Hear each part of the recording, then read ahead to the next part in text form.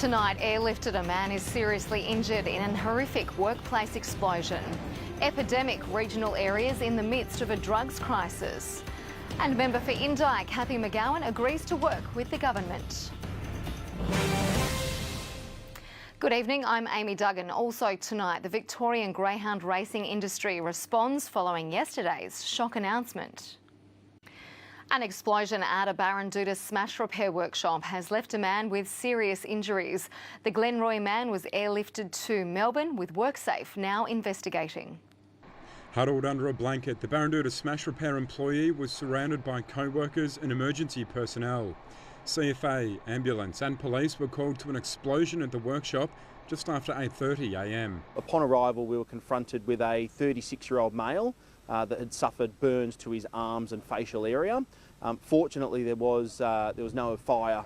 It's believed the 36-year-old man from Glenroy had been cleaning dirt from a painting booth when an electrical appliance ignited fumes, causing the explosion. He's suffering the normal symptoms of burns, but once he's at Albury-based hospital, they'll know a bit more about his actual condition. The man was later airlifted to the Royal Alfred Hospital in Melbourne in a serious but stable condition, with burns to his face, head and hands. Emergency services say the business owner calmed staff after the incident and closed the business for the rest of the day. He's very distressed about the incident and particularly the injuries that has been sustained to one of his employees. WorkSafe investigators visited the scene this afternoon, with inquiries now underway into the cause of the explosion. Mark Blackman, Win News. Hospitals across the northeast will receive a major cash injection following an announcement by member for Northern Victoria, Jacqueline Symes. Ms Symes says the funding breakdown comes after the Minister for Health, Jill Hennessy, announced the 2016-17 budget last month. She says it will allow more patients quicker access to services across the region. Among those to benefit is Albury-Wodonga Health with more than $224 million, while Benalla and District Memorial Hospital will receive more than $20 million. Coming up on Win News, a health warning after an increase in diabetes-related amputations, and 2 inspiring young Australians visit the border.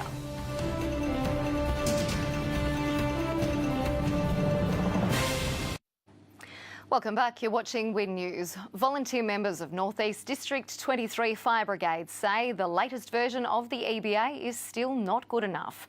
They say changes to the document, which were released this week, have done little to allay their distress. Volunteers leader Mick Jones says it remains a deeply flawed document, and the local brigades, including Benalla, Mansfield, Wangaratta and Moyu, will continue their fight against the Andrews government.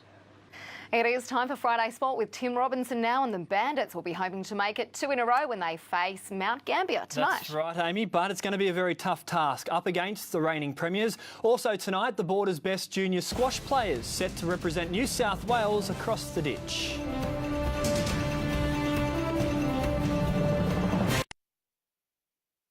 A number of the border's best up-and-coming squash players will head to New Zealand next month to represent New South Wales.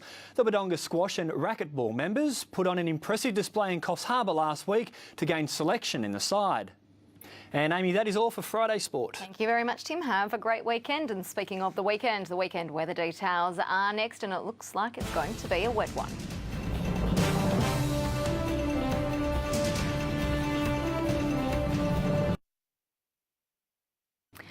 Hello again. Cloud cover kept overnight minimum temperatures mild and up to 5 degrees above average over most of the state. It was a mostly cloudy day today, with fog hanging around into the afternoon across northern parts of northeast Victoria. A moderate flood warning remains in place for the Snowy River, with a minor flood warning in place for the Kiwa River.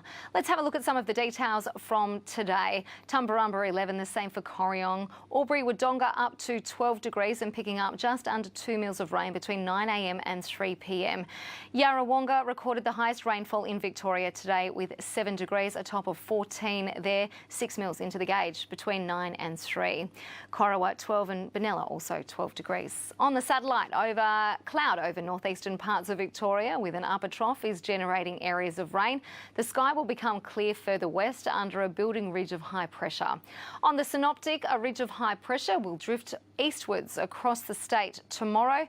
A low pressure system and associated strong cold front will develop south of WA. That'll reach Victoria Sunday night or early Monday.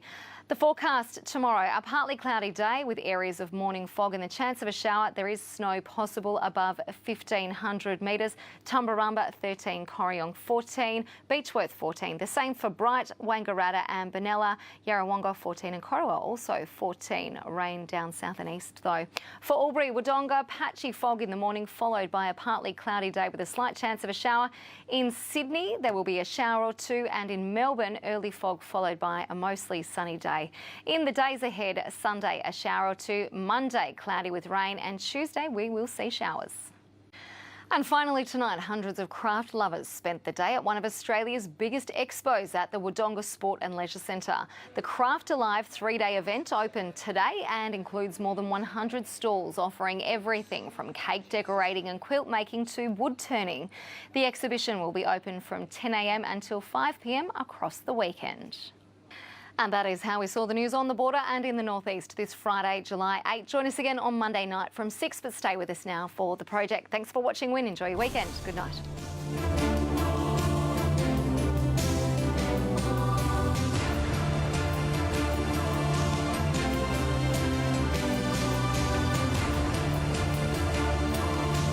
This has been a WIN News presentation from WIN, Australia's #1 regional television network.